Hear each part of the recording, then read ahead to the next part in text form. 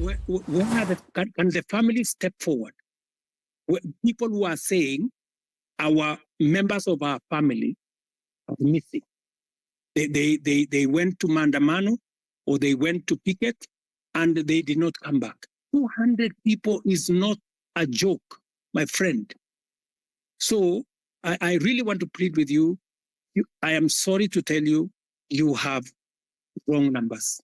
I'm sorry to tell you that. It is Mr. not President, possible. we even have the names. It's all over social media. Hata saizi mnaweza post, mnaweza soma hizo What about social media? I want to offer you. I want to offer you. We have the Tomorrow, I want to offer you to bring the names and family members of the people who are saying their loved ones are not there. Don't even take them anywhere. Bring them to State House. Millennials, Gen Z, everyone in the country has an issue with a couple of corrupt, let's just say a couple of unwanted people in the government who are not even supposed to be there. Their seats are not even constitutional. So we want to know if they are indeed, shown the door, who are they? Because, it doesn't matter what 50% these people are. It matters who the 50% are. Yeah. Anyway, I needed a clarification on that. I needed to know, since the finance bill was also not ascended by the president, since that was what our initial issue was. So what happens now? Is it just going to be passed automatically after 21 days from the time that it was not ascended? Or is it going to be stripped of completely? Yeah, I see there's another speaker. I think this is Dolly. Dolly, do you want to pick up where I've left?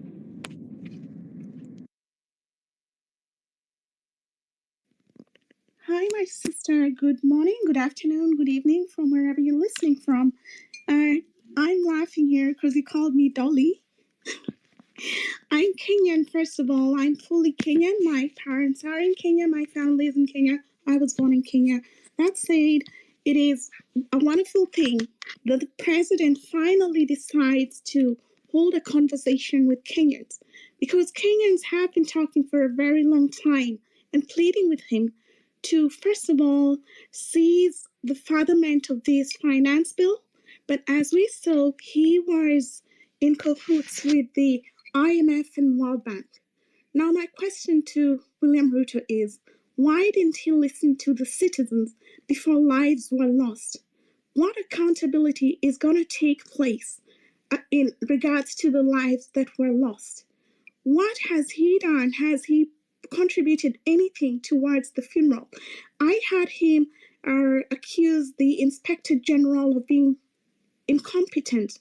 But the judiciary, the executive, the legislative, all those are arms of the government, and he is in charge. So him accusing cabinets or ministers or cabinet secretaries and then accusing the Inspector General defeats the purpose. He probably doesn't understand his role, and I would like to know from him, does he really understand, after 2 years of presidency, that he is in charge of a country and he's not leading, just a small village?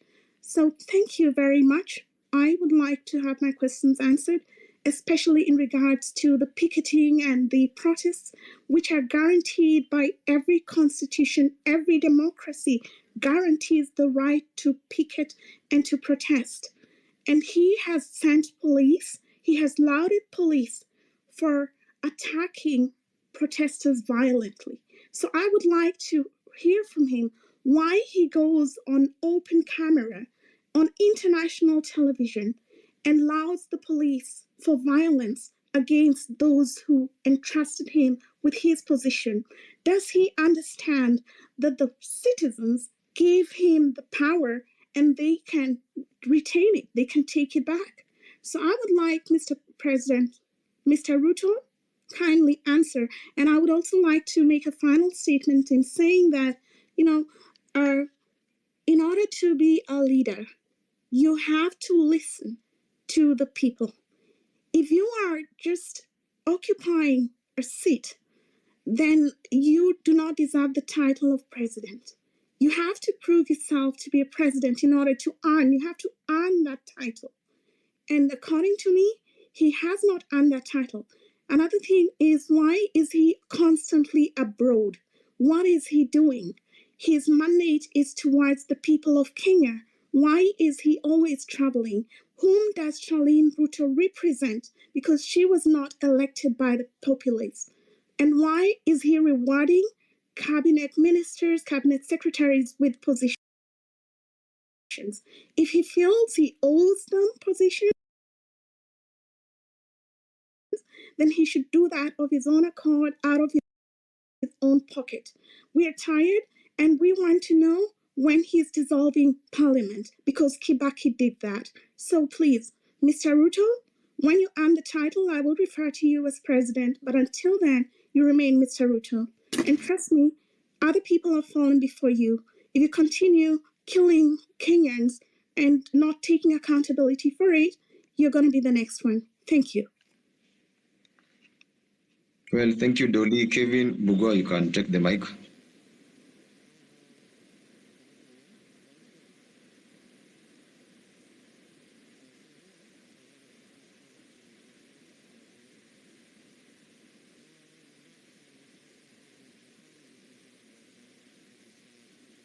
Kevin.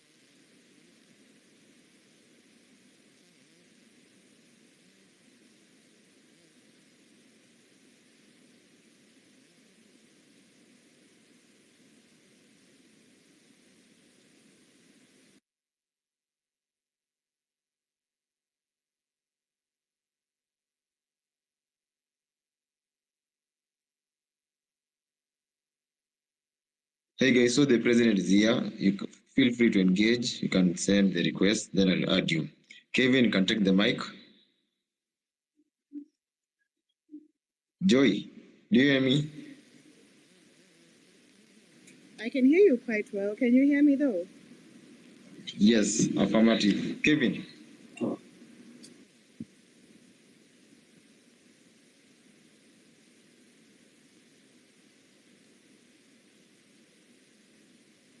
Okay, let you first take the mic.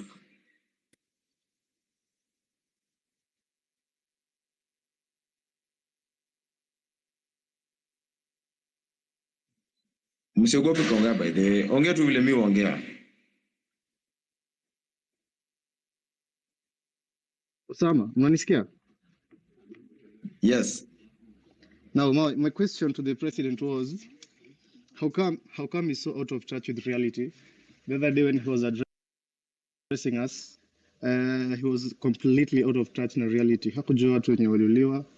Alicommend police for shooting a lot of innocent guys. Kids were killed. The other day, when that kid was killed, alikuwa anasema he was actually not remorseful. And Eliza, did that child die? How do you expect such a child to be alive in a situation kama hiyo? Another thing is, sisi tunataka dissolve gava. I mean, cabinet yake. I'm so nervous, I'm sorry. Nataka dissolve. I'm speaking on behalf of my fellow Gen Zs, although I'm not a leader whatsoever. To dissolve the cabinet, siku reshuffle, could dissolve like what Kibaki did in the year 2005. Another thing is to hold all the wrong police officers accountable. Their photos are everywhere. We've seen them. None has been arrested. None has been posted on the DCI page. And we're asking why.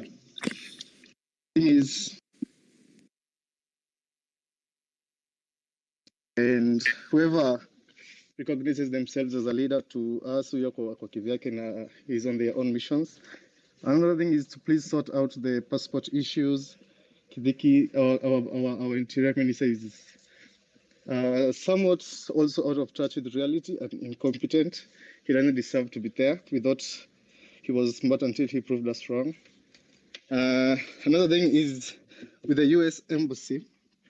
Wase wengi ukwendanga huko hivyo wanatuanga domingi sana kwenye hizo interviews and blah blah blah na eventually wananyimwa hizo visas. So can they also sort that out? Asanteni.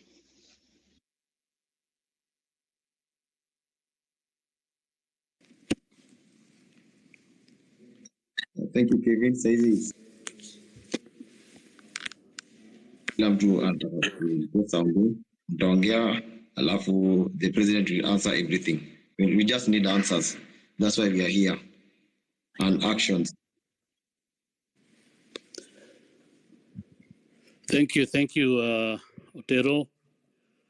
Good afternoon, everyone, again, and welcome to this conversation. I think Otero amefanya ile kitu, but as requested and promised, requested by and promised to the young people of Kenya, President Ruto is hosting this express conversation. We are hosting with him, together with my co-host Otero. And the president is here largely to listen, engage, and be a recipient of your thoughts, your experiences, ideas zenu for a better Kenya. Of course, it's a pleasure to be here and engage with you. This is an open forum. We encourage you to ask questions and share your thoughts. Please keep your questions as brief as possible and respectful. If you can limit our questions to just 2 minutes. We said 2 minutes for each person. As you can imagine, many people have a lot to say. Let's engage. And here now is President William Ruto. Thank you very much, Hussein. Thank you very much, Otero. And welcome all good people, ladies and gentlemen, from different parts of Kenya, from different parts of the world to this conversation. As I promised, I have come, and I want to apologize first that for the last almost 1 hour, we haven't been in a position to have a proper connection as technology would be. I think that is some of the vagaries of technology, but now I'm here. I apologize that maybe some people have asked some questions, but that I didn't have the benefit of hearing them. But let me say that I am very happy that we are having this conversation, a conversation about issues, a conversation about our country, a conversation about issues that affect each and every one of us. We are not discussing tribes, we are not discussing positions, we are not discussing all those things that are personalities and things like those. We are discussing issues of importance to each and every one of us, from jobs to governance to corruption to all the things that matter to all of us. And as I have said, I have come here to listen very carefully. That one thing I have been accused of not doing, that is what I have come here to do, number one. Number two, I must say that maybe I have been listening in different other spaces. Now I have an opportunity to listen on this platform to different Kenyans from different parts of the world and from our great country, Kenya.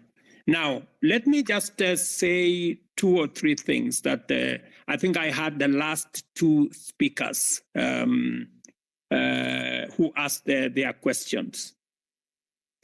The question number 1 that I have that has been asked is from Kevin, I think, that maybe I'm out of touch. How did I not know what was happening in the country? But let me tell Kevin and all of us that I have the benefit of more information in my hands. What I cannot do is do things like operate on numbers that have no basis. If you heard me very clearly, I said up to now, 25 Kenyans died out of this unfortunate scenario that affected our country the last 2 weeks. Some reckless people have put numbers all the way to 150. You know, in fact, on one occasion, the Kenya Human Rights Commission said 157 Kenyans have been, there was a massacre in Githurai. That was not true. And for your information, even the BBC, on hearing such, outrageous allegations, went to investigate. And if you listen to the BBC, they say there was no such thing.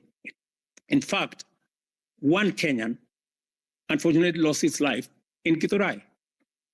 Let me go to the situation which was which happened in in Rongai, where we lost a young Kenyan. The situation in Githurai was that a criminal in Rongai, a criminal assaulted the police, took over the firearm of the police, and shot, and unfortunately that bullet went and killed a young Kenyan. And unfortunately, again, and we have to be honest with one another, it was said that this young Kenyan was pumped with 8 bullets.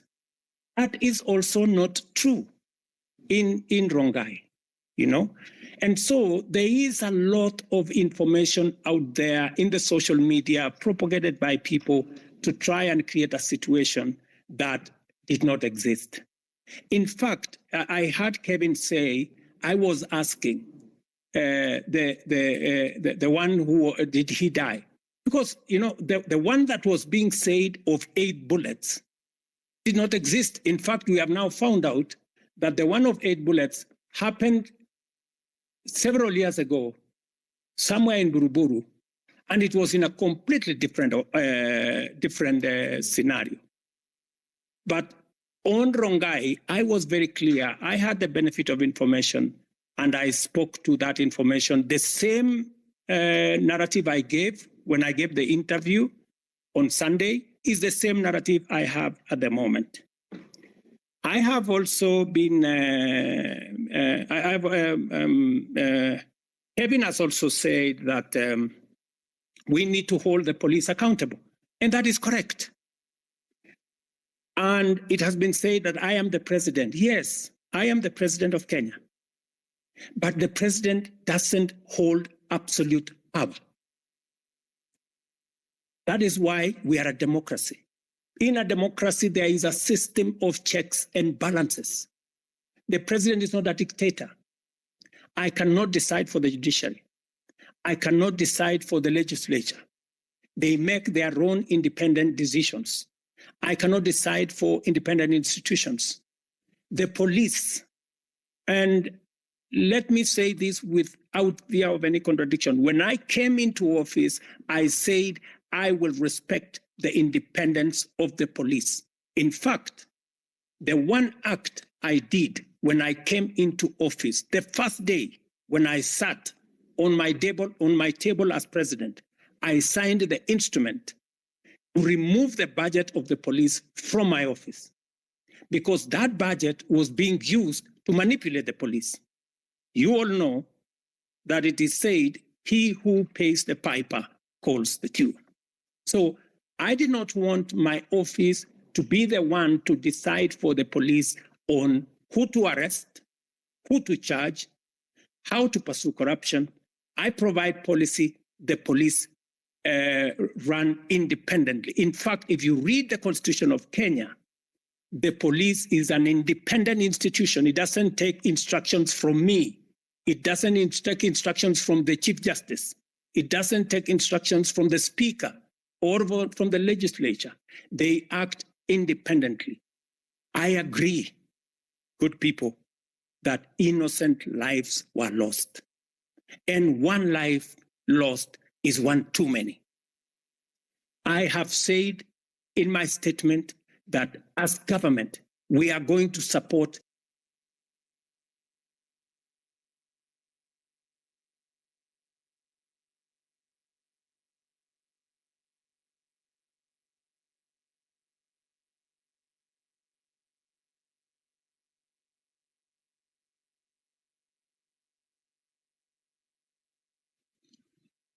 Nikaa kuna issue ya connection. Hussein, unasikia? Nasikia Otero. Just one moment, let the president use my handset in the meantime, yeah? Osama Otero, I got a question in regards to what the president has said just now. First of all, I'm quite dismayed that he's still trying to clear his name. It is about accountability here. He's talking about the number of bullets that killed a citizen? Is it about one person dying or 100 people dying? We know very well that the number exceeds 25 people. And it is not about one person or 25 people or 1 million people. It is about people being killed recklessly. He is still not taking accountability for his actions. And yes, if he says it is a democracy, we agree that is what we expect of a president of a Kenya, because independence was fought for and earned 12 December 1963. Now, we're still fighting to free ourselves from the IMF and World Bank, respectively. He's talking about the number of bullets that killed a citizen. He's talking about a citizen in Githurai attacking the police at 3 a.m.? Really? Honestly, Mr. William Ruto, your accountability is zero. I'm quite dismayed, honestly, because you came here to answer to the citizens, but you're taking zero accountability for it. And if you say they're independent, why do you laud the police for the matter of civilians? Why do you hold a press conference and tell the police that, citizens, that they're going to be met with equal force if they go and protest? And what he meant, he did not use the word protest precisely, but he said anyone who tries to disrupt the peace of the country. Protesters, how do protesters disrupt the peace of a country? Why do you laud the police when people are killed? Why are police shooting at civilians on their balconies? Why are people fleeing Kenya so that they may have peace? Why are they being abducted? You might say that the police body is independent, but this is not a democracy. It is not functioning like a democracy, but a dictatorship, Mr. William Ruto. Because the way the police are handling the situation is not fit for a democracy. And you cannot deny that you're behind that. Because even though you say they're independent, you have the power to stop the killings. But instead you go, after all the killings, you go hold a press conference and laud them. Sincerely, we saw Maandamano last year, how you dealt with the citizens. Same scenario this year. When is that going to stop? What kind of a democracy is this? Can you define what a democracy is, Mr. William Ruto? I think you grew up in a very authoritarian family that you expect people just to dance to your tune. In a democracy, the right to picket and to protest is guaranteed in the Constitution. The countries you travel to, Germany and, United States, first of all, why did you grant them visa-free entry to Kenya? Africans do not have the luxury, even diasporans don't have that luxury. The way diasporans are being treated at the airport, these bills. Now, what you did when you granted Europeans visa-free entry to the country is giving them the right to disrespect Kenyan citizens abroad. And the fee that was supposed to be incurred through the payment of visas is transferred to Kenyans. I mean, that is simple mathematics. You should know that. Okay, Kenyan German lady, thank you so much. Why don't you set the same expectations for European nations and the West in general as they set for Kenyans? Okay, why do you sit with them all the time and then the conditions worsen for Kenyans? Okay, if you can hear me, Kenyan German lady, let's give it. We said we'll limit this to 2 minutes so that we give everybody a chance to. No worries, no worries. You're at liberty, of course, to ask your question, Mr. President. Thank you very much. Let me help. Let me say this to my sister. The right to picket, the right, and I said it in my statement, is enshrined in the Constitution. But let me also make a distinction. I said the protesters, peaceful, within their democratic right, were hijacked. There are people who infiltrated. And I am very sure that the people who banned the office of the Chief Justice, the people who banned Parliament, are not the peaceful protesters. These are criminals who I was speaking to, and I was saying the police must stop criminals who are banning institutions, who are banning people who have gone to destroy people's property. I don't think those were innocent demonstrators. I know for sure that innocent demonstrators came out to protest, to picket, because it is provided for by the Constitution. But honestly, do you want to tell me that the innocent protesters, the people who had come to picket, are the ones who went, broke up shops, stole people's property, burned down parliament? I don't think so. And we need to protect the protesters, but we need to keep the criminals who want to cause mayhem out. And I have the responsibility to do both by assisting, getting the police to do what they have to do. It is my responsibility to facilitate the police. The police will tell you, ever since I came into office, I have tried to assist them, to get them the right equipment, to get them the right capability, to protect the country and to protect innocent protesters. Let me also tell you, many of the innocent protesters became victims of criminals who stole their phones. They were all over, who took away their money, who stole from them. This is the balance we need to get. But let me tell you, ultimately, after I have said everything I have said, I am ultimately responsible because I am president. And that is why I said it was regrettable. It was unfortunate that we lost lives in this engagement. And I have said government is going to assist all the families as to the extent that we can to make sure that we minimize the loss that they have gone through. Let me also say the following. On matters to do with passports, I think we have made a very big step in the right direction to make sure that we deal with the challenge of passports. And even now, we have given a green channel to Kenyans who are looking for jobs abroad. Today, there is a green channel at immigration to make sure that those Kenyans who have jobs abroad can be able to be processed much more easily. Let me also say, there is a reason why we have a visa-free regime in Kenya. And when I say a visa-free regime, it doesn't mean that people come to Kenya for free. That is not the same. It is that we have simplified the process. Today, you will come to Kenya. We have simplified the process because we want to escalate our numbers. And for your information, because of the visa-free regime, we now have a program called ETA. Our numbers for tourism have gone up by 500,000. More Kenyans today have jobs in our hotels.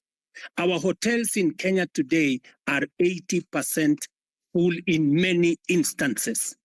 If you speak to the tourism sector, they will tell you our numbers for tourism in 2022 was close to 1 million. Last year, it was 2 million. This year, we are heading to 2.7 million. It is part of the interventions that I have made. It is part of the changing of how do you come to Kenya. Make it easy. Today, you don't have to go to no office. Today, you can get your ETA, pay for it online, and be able to come to Kenya easily. And Kenya is not the only country in Africa that is doing that. We are all doing that. Look at what is happening in Europe. 27 countries in Europe, they don't have a visa between them. They have abolished visa between them.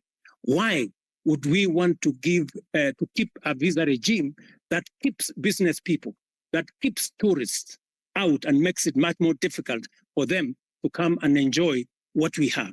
For your information, Kenya should not be having 2.7 million tourists. We should be having 10 million. In fact, London has nothing to show. London is blocks, old places. They have 20 million tourists. We should be having 10 million tourists. It is my focus that in the next 5 years, I want to double the number of tourists coming to Kenya by 2027, 2028, and progressively do that. Why do I need tourists in Kenya? I need to create jobs for millions of young people in our country. We need to create investment in Kenya. We need to make sure that our farmers have a place to sell their food, their produce. This is why I am doing the visa-free. It is not us versus them. We are looking after our own interest, and that's what I'm doing. Let me also say the following. Many people have asked me why I shouldn't dissolve cabinet. You see, when you sit in the place that I sit, there are many things that you have to think about. And I have given my undertaking this afternoon, that I am in the process of looking at how differently we can be able to reorganize government for it to deliver effectively, appropriately. And I have listed a number of interventions that I believe will take us to the next level, added on to what we were doing. I have also heard from my good sister who said that what happens to the finance bill? Is it going to become law in 21 days? Because that was the biggest beef. And why did I wait until it was too late? Let me answer it this way. First, let me say that the finance bill today was a victim of many falsehoods and propaganda. The finance bill today was meant to achieve very important things for the Republic of Kenya. Unfortunately, I gave in because the people of Kenya had decided they do not want it, which is okay. But was there a problem with the finance bill? I would want a honest interrogation of the finance bill. For example, it was said that the finance bill had matters to do with increasing money for land rates and land rent and changing the whole configuration. Let me tell you, there is no single sentence in the finance bill that speaks to land rents and land issues. It was not true. It also says that we had put in there taxes that would make it difficult for people suffering from cancer. Let me tell you that, in fact, in this finance bill, we had put there 2 billion shillings to pay for the people who have cancer, who have diabetes, who have hypertension, because under our universal housing program. In the same bill, we had put interventions that would create more jobs. We had said, for example, there is no need for us to import diapers, to import pampers, to import linker, to import furniture from all manner of places when there are enough factories in Kenya to manufacture these products. And these products manufactured by Kenyans, hiring Kenyan young people, building Kenyan wealth, we were protecting our own industries so that we can protect our own jobs and give opportunity to millions of young people, to be able to understand, to be able to get jobs. And also, let me just say this lastly, potatoes, good people. Is it right for us to import potatoes from Europe, or eggs, or onions? We had put duty on importation of potatoes so that farmers in Nyandarua, in Timau, in different parts of Kenya can sell their produce without competition from potatoes from elsewhere. These are some of the things that were in the finance bill. I admitted, which I do, that maybe we didn't do as much communication as we should have. And that is a regret that I have admitted. But I am willing, I am ready, I am here to listen. Let me not say more. Let me do more listening. Well, Mr. President, sir, ni mzuri tuongee ukweli. Yes. There's one problem with you, Mr. President. Haunanga huruma. You are not empathetic. Nini kitu imekasisha watu wengi, Mr. President? Na hii shida yote ilianza ile time ya floods. Remember time ya floods? Watu walikuwa wanateseka. You never even said a word. A week later on, we saw you on a plane, on a private plane to the US, carrying all sorts of people, unnecessary people to the US. Hapo ndo shida ikaanza. You never said a word. Ukirudi bado nyumbani, tukaanza mambo ya reject the finance bill, kanyamaza tu, ukaona tunaenda maandamano. You never said a word until watu wakaanza kuuliwa. That's when you decided to reject the finance bill. Mr. President, surely, mbona unanyamaza alafu unapenda uongo sana? Unaona tu vitu vinafanyika when it gets out of hand, alafu unaanza kuongea. Saizi kuna watu wanazika watoto wao saizi vile tunaongea. Saizi hata kuna rafiki yangu saizi anazikwa saizi. Ni matanga, hii wiki imekuwa ni matanga sababu ya maandamano. But you're here thinking about the economy. You're not even sympathetic to the families. Uja mention hata jina mtu mmoja. Kuna swali pia niliona umejibu sema about Rongai. You asked us, kila mtu kwa hii space wanatoka from different regions in Nairobi in Kenya. Yeah. Rongai, people are killed. Githurai, people are killed. However, the information you receive, unadhani they tell you only one person was killed. Okay, that's a life too. They do not feed you. They do not feed you the actual information. So you are just weighing the deaths of people, the number of people. You just tonight, Kindiki was saying people are not killed, was not aware, people are not abducted. You are just arrested. Some of us were arrested. And your excuse is that the police unit is an independent body. Surely, Mr. President. Watu watakanauliwa alafu unasema police unit is independent. Alafu wakati wanauliwa ya excuse unasema the economy is growing. How can this right now the country is mourning. Properties worth of billions were banned. You have not addressed that. All you think about is the foreign policy and the economic status of the country, not about the livelihood of the common mananchi. Surely, Mr. President, we need you to be with you. Be empathetic. Your government should be empathetic. You should stop this issue of police brutality. That's what we want right now. Personally, the police came to my house at 3 a.m.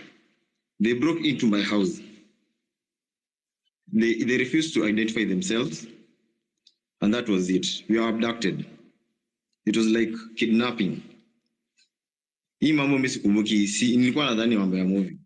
Mr. President, tulishikwa, tukapigwa. They even stole some stuff from our house. Imagine askari anakuja, akona bunduki anaingia kwa nyumba, akona mask, 12 of them with 12 cars arresting a single guy, an armed citizen. Alafu ukimwambia mbona anakuja kushika anakupiga. In the meantime bado anachukua vitu kwa nyumba yako. Unapelekwa place fulani hata ujini, not even a police station. When my friends were reporting the issue to the police station, they are not even aware. For my case, they even went to Parkland police station. That's where I was arrested. The OCPD told the guys, we know about this thing, but will not take any action. Meaning it was very criminal. The OCPD, Parklands police station, OCPD, deputy OCPD was very much aware what was going on. We were not booked in any single police station. We were taken in a certain house. I think it was a safe house or something. I was blindfolded. Some guys were blindfolded for like 12 hours. Surely, Mr. President, are we in a terrorist country? We just want you to answer that. Okay. This is why we're in this space. Thank you very much, my friend. I regret your situation. If that is the kind of treatment you have gone through, I apologize. And I will take action in this manner. No Kenya. And I made a commitment to the people of Kenya that there will be no extrajudicial killing. There will be no River Yala. There will be no, we used to have 20, 30 bodies in River Yala. When I came into office, I said nothing of that is ever going to happen. And I want to promise the people of Kenya that will not happen under my watch. However, I have had the kind of horror you have gone through. That is not right. What I will do, after this engagement, I would like, I don't know, in a very secretive way, if you can send me the details of what happened, I will be able to take action, because you don't deserve the kind of treatment that you went through. Let me also say the following. You have talked about empathy. Maybe, you know, people are born differently. Maybe we empathize in different ways. For the case of the floods, I even convened a whole cabinet meeting to just respond to that matter of floods. 3 cabinet meetings. My minister was on the ground. I was myself in Kiamaiko, in person. I came there in Kiamaiko. And for the first time, my brother, for the first time, normally when people are removed from places, they are brutalized. They are removed and nobody cares about where they go. Nobody cares about what happens to them. For the first time in the history of Kenya, I made sure that every Kenyan who was living in the riparian reserve was given money for alternative accommodation. We paid every Kenyan who left that place 10,000 shillings to be able to relocate away from the danger of the floods that were on the river. I mean, it was the best that I could do in that circumstance. And I promised them that under our housing program, because we now have their list, under our housing program, we are going to consider them the first beneficiaries of our social housing program. I made that commitment in public. If you ask our peers for housing, they already have the data on these Kenyans who were removed from the riparian reserve, who had to be relocated for their own safety. For your information, we lost many Kenyans who were sleeping there, but they were carried by the floods. And it was the best thing that I could do. I went there in person. My minister was there consistently. I had 3 different cabinet meetings to attend the issue. We committed close to 400 million to make sure that those Kenyans who were in that situation were attended to. Maybe it wasn't enough. Maybe I should have done more. Maybe then I should apologize for not doing more. But to the best of my ability, it is the first time the government of Kenya is providing money to relocate people who have been affected in situations like the one in the flood. Okay, Mr. President, on the issue of Githurai, you said there was only 1 casualty, which is a lie. Mr. President, nakwambia tu kweli. Githurai inasemekana there are more than 200 people who were shot dead. Some wengine hata wajulikani mahali wako saizi, vile tunaongea ukweli saizi. In Rongai, they shot some guys pia. Wakakuficha wakakwambia ni mtu mmoja. Na ni ukweli, reality kwa ground watu walikuwa wanauliwa. Ina ni ukweli watu walikuwa wanauliwa. Tulikuwa huko, wote tulikuwa maandamano.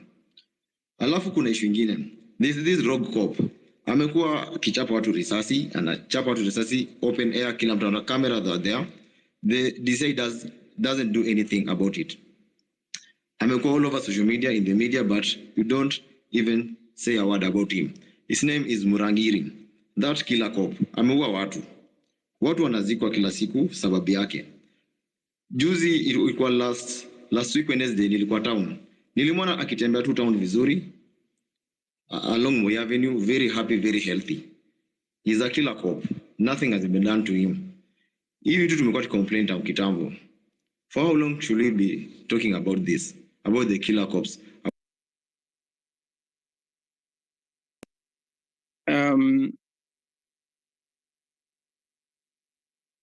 Sorry. You can go ahead, Mr. President. My good brother, you know, it is good to be brutally honest. And I will not, as president, or even as a Kenyan, ever say anything that is not factual, especially on a very serious matter of people losing lives. Are you saying 200 people were killed in Githurai? Really? I mean, my friend, I mean, where are can the family step forward? People who are saying our members of our family are missing. They went to Mandamano or they went to picket and they did not come back. 200 people is not a joke, my friend. So I really want to plead with you. I am sorry to tell you, you have wrong numbers. I'm sorry to tell you that. It is Mr. not President, possible. we even have the names. It's all over social media. Hata saizi naweza post, naweza soma hizo What about mambo. social media? I want to offer We have you. the names. I want to Even the offer you. faces. We have the faces Tomorrow, and the I names. want to offer you to bring the names and family members of the people who are saying their loved ones are not there. Don't even take them anywhere. Bring them to State House.